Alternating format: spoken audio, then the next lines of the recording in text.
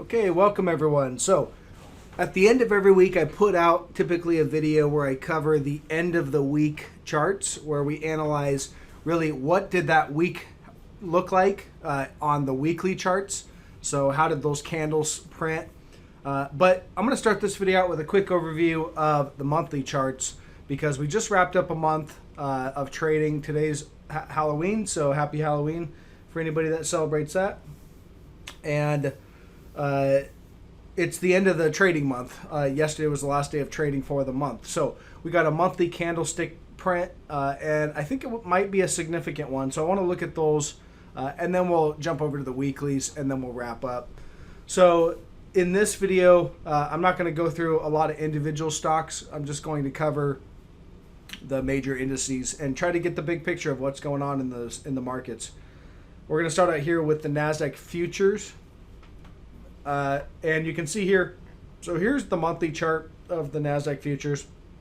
And you can see nice clean uptrend channel on this chart. And this is really going back to, the channel starts in 2010, but really the low of this is 2009. So that's your great financial crash. If you look, this right here is the great financial crash. That was a drop on the NASDAQ really from high to low of about 50%. And at the time it was a lot, it seemed like a lot. Now if we were to get a drop now from high to low 50%, you would see something like, a pullback down to roughly in this area, So again, it's important to understand how far the market's come in this latest bull market over the last 10 years, how much it's actually run. It's quite a bit. It's pretty substantial. So, especially for tech. So, if or when there's going to be a bear market, it's probable to think that it could be a pretty severe one. Doesn't have to be, but could be. So looking here at the chart candlestick, you can see we overshot the channel right up here over the last few months. We overshot this channel, and we're coming back in for what looks like a back test. So as of right now, we're still above the channel. We're coming back into what should or could be support. Doesn't have to be. And we are going to see what happens after that on the monthly chart. Do we bounce off of this and move higher and go into some sort of parabolic ramp up higher in tech? That's possible. That's happened back, if you go back to the 2000, if I roll all the way back to something like this maybe, of the 2000.com bubble, completely possible that we get something like that. I don't know how probable it is, but I think it's possible. For me, the probability, since this was the channel for the bull market and you had lots of reactions in this channel and you got outside the channel, for me, the probability says we fall back into the channel. That's the highest probability I can find, is we fall back into the channel.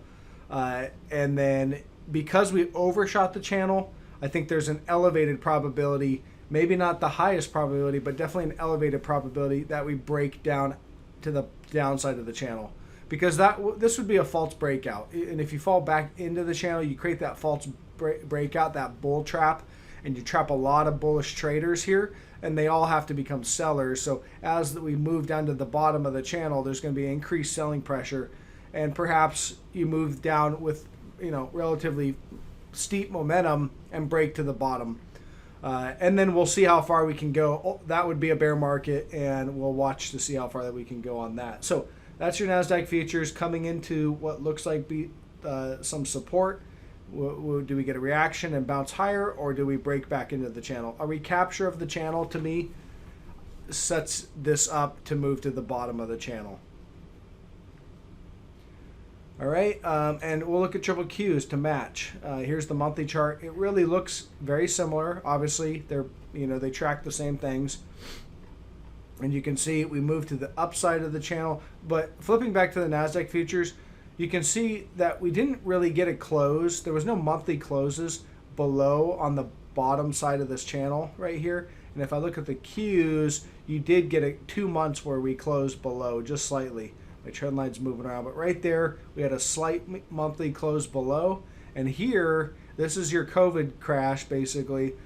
You had a solid monthly close below. So because you had those monthly closes below, it was a very, that's bearish at the moment. You broke your trend. You're on the monthly chart, bigger picture, but as we've seen, the Fed has had the power to stop what looks like the start of the bear market here and here.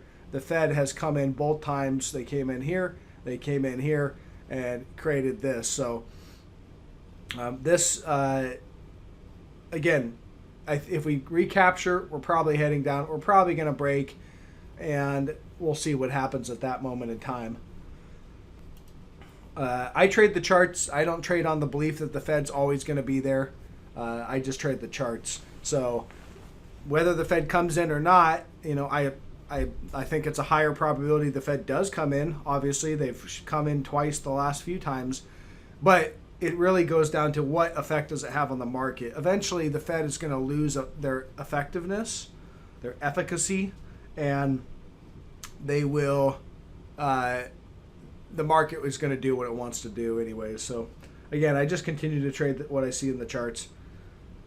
SPY. We'll start out with the ES future. So this chart is one of the reasons why I continue to keep a bearish thesis. And it's, again, we're looking at monthly charts. So this goes all the way back to this, really back to October of 2018. That's when I started to turn pretty much longer term bearish. And thinking that we are going to go into a bear market, and it's just we've had kind of a stay of execution essentially. The market is not allowed. The Fed has not allowed us to have the bear market that we probably would have already had they not come in and manipulated the markets. And so we broke in 2018. Here's your bull market, going back to going all the way back to 2018. And, I could even draw it a different way. If I wanted to draw it something like this, you could say, okay, we're still above trend. I can't line it up quite as cleanly, though. If I mark it here, then I've got a break of the trend here. The Fed didn't do anything there. Let me make sure I have this clean. But I could do it right there. And we held here. And then I've got a reaction here. And then we broke right there. It's just not as clean of a trend line, but it's a possible trend line. However, this trend line I like much better because we've gotten a lot more reactions along this trend line. Here's your 2009 lows on the monthly. You've got reactions all through here. You've got reactions here. You broke trend, and you've been rejected at resistance the entire time. Each reaction you can see is a nice clean reaction. So, let me get rid of that. And you can see. Rejected here. We closed the month below. They popped it above, but still rejected there. And then again, just recently, we almost got right up there, and then we've started to roll over. So this is holding as resistance. It was support, now it's resistance. I like the trend line, so I'm going to keep it. It continues to prove that we get reactions along that trend line, and it continues to prove that other traders are watching this as well. Here's your SPY. Same deal. Walking up the trend line, break in 2018, back test here in 2020, early 2020, and then almost did a back test. Now again, every time someone's, when a trend line's very obvious, don't expect a perfect, reaction. And we did get a perfect reaction here in 2020. In fact, it did a slight overshoot.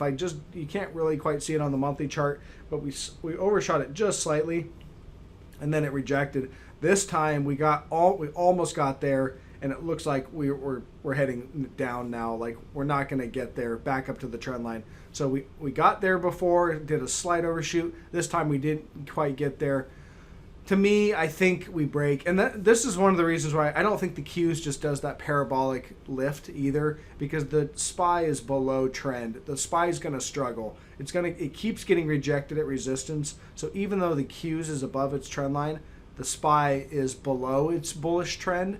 And so to me, I see this more as a topping pattern, where we're going like this. We're oscillating and high volatility over the last few years, where you've had these big drawdowns and then these big parabolic run-ups, and it's just all over the place. So, we could do something like this now, who knows? But if you look back at the bull market, you can't see volatility any time since 2009 like you're seeing in these last few years. You have drawdowns. Here's a drawdown right there, a correction of 16%. Here's another correction. Wrong tool. Here's another correction of 22%. You had this is a correction of 15%. But now that you've broke, we're seeing the moves are bigger. So here's a correction of 20%. That was the smallest. Here's the COVID drop of 35%. We're seeing like huge moves, and it's more indicative of a topping pattern to see volatility starting to increase versus a more steady kind of move higher in a bull market. Bull markets climb the wall of worry, and so they grind higher over time, nice and steady. That's for the most part. Yeah, you get corrections, but we didn't see really a bear market until we started getting up in here and we started seeing kind of more bear market action. So this is more indicative of a bear market. It doesn't mean it has to be, doesn't mean it is. It just tells me that, this is what you see when you start to see kind of the topping out of bull markets. And by the time you get the bear market and you have the big move down and everybody says, oh, now we're in a bear market, a lot of the money, the easy money at least, on the way down has been made. So I think that's why it's important to keep an open mind that the bull market is potentially over. We are topping and going to roll over. And I'll do my best to keep in mind that this could potentially be the beginning of a new bull market. IWM, it's a little more clear on the month. You can see here's your 2009 lows, and you were moving higher pretty much, but now we've just kind of stalled out really since 2018. We're making actually lower lows and lower highs. You can see here on my chart, we've got a high on the monthly right there, and then line's going everywhere, and then you make a lower high there, and now you've kind of got this lower high right in here, and you've got lower lows and lower lows. So we're downtrending. It's not that steep, but oftentimes when you get a trend reversal or a change in major trend, it doesn't start out just impulsively and just drop off a cliff. It starts out slowly. People don't realize the trends change, and as more and more people realize, then the slope of the trend will start to increase. So I would expect as more and more people realize, we'll start to get more increased selling, sharper and steeper. But as of right now, there's not a lot of people. Some people think we're in a bear market, obviously, and some people think we're in a bull market. But there's challenge to this case that I'm trying to build. So again, I think as it starts to move down, you'll see more and more people start to realize and look for steady, kind of not just an impulsive COVID drop like this, but more kind of a steadier move down like this. And then eventually you get kind of a steep move, and then you'll have a bear market rally, and then things like that. Look for it to follow the slope of hope. And so you kind of grind down. People still think you're in a bull market. They still think, then they realize you're not, and you get the big steep drop. Things like that. Okay, and gold. This is why I think gold is in a bull market. Gold, and I've been all over this trade. Definitely, I'm longer term bullish on gold because gold's in a bull market. And I've got this chart marked up like crazy. I do need to clean it up. But what you need to realize is gold is uptrending. Here's the monthly chart on gold bullion, just making an uptrend, and it has pullbacks along the way, so it's obviously expect pullbacks, but this is the trend that I've got marked out as of right now on the monthly chart, and we're having a pullback. We had this impulsive move higher all the way up to looks like it got all the way up to 2070, and now we're pulling back to closer to the major trend line. Now I do think we've got this was major resistance back in 2011, 2012, up around 1790, 1800. So I do think we probably get some sort of a dip down intra-month. This is a monthly chart. I think we get a dip down intra-month, hit that 1790, and then start to recover, and the buyers step in and probably close the month back within this trend line. So that's what I'm looking for. I'm looking for a retest of this former resistance. We haven't had a retest yet. Looks like we're heading down to it. So now I'm just looking for that pullback down to that level, at some point in time. And here's the dollar on the monthly chart. Again, these are big picture concepts. These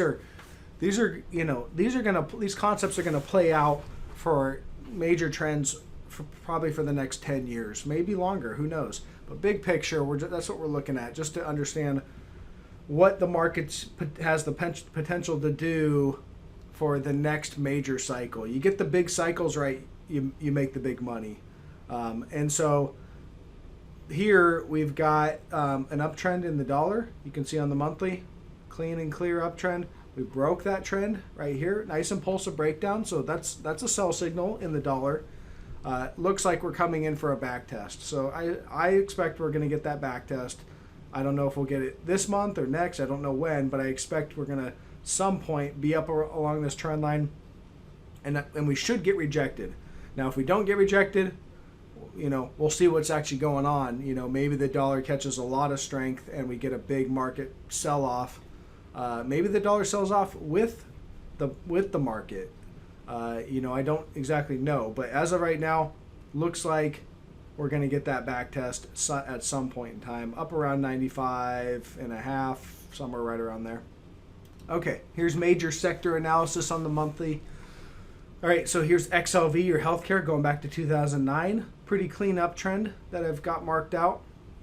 I can't make this trend any other way that captures the most amount of data points. If I drag it down here, yeah, it keeps us still in trend, but we've only got a couple data points. We've got 1, 2, and then 3. Where I have it, I've got lots of data points. You've got one, a cluster here. This one almost tagged it. Cluster there. There's one. And then we broke. So this one I like a lot better. I think we've broken trend, and we've been backtesting really since. This one broke trend back in December of, kind of gets muddled right in here. But here's a nice clean break right there where it really got rejected, April of 2019. And so broke trend, and every time we've got up to that trend line, we've been rejected on this monthly chart. So you can see rejected here, tagged it here, sold off, ran up and tagged it here, overshot just a little bit. See the tails, how it overshot, but still closed back below that trend line. Big rejection. Now we're moving up, and maybe they're stepping in early and going to sell it, because this trend line's pretty obvious now. So because everybody sees it, people step in early and front run it. And so maybe that's what's happening. But in general, we're below the bull market trend. So every time you get up there, it's a back test. It's an opportunity to potentially, start a short position or add to a short position. I think we head lower. I think we're heading down to this 62.70 area. And then we'll see. XLF. All right, this one, I've got a couple trend lines here. Here's your 2009 lows, and here's the uptrend line where you had the lows. You had a couple reactions here in 2016, and then we broke trend on back test of that. Didn't quite get there, and then it's a big impulsive breakdown. This other trend line starts back here in 2011, and it's kind of a secondary trend line. Either way I draw it on this monthly chart, we've broken trend. There's no way to draw this trend line that any way but bearish. And so financials have broken their bull market trend, and this is just a big impulsive sell-off. You're getting a little bit of a bear rally, and then we continue down. So longer term, bigger picture, financials are weak. Now, yes, we could run up and tag this trend line way up here. That's possible. And, on the monthly chart, that's a long ways up there. So it's not like you'd want to just short and ride it all the way up there. that's a huge move. You know, that's a move of 20%. So you don't want to necessarily do that. But when I look at this big picture, I see a broken trend. I see a bear market in play. I see the first leg down, a bear market rally. I'm looking for a move, you know, down, the next leg down. Probably heading down to this 1502 or 1380 or something like that. Okay, that's the monthly charts. I actually took a longer time than I thought I was going to, so I'm just going to leave the video here and wrap this one up, and maybe I'll put out another video covering the weekly charts. But, you know, this monthly, it's just important to understand what's going on these monthly charts. Oh, just to roll back real quick on the, just looking for other signals. Yeah, we're not seeing it there on the monthly, but there was a couple, I was seeing some bearish engulfings. Yeah, I guess I'm not seeing it on the indices. Must have been on some individual stocks. So anyways, that's the video. This is the monthly charts. Give you guys a bigger picture. You know, just keep that in frame. You know, don't lose sight of these monthly charts and what these are saying. It's not something that we're going to take actionable trades on from day to day or even week to week. But I think it's important to understand this bigger picture, you know, what's going on bigger picture. So thank you. Catch you guys on the next one.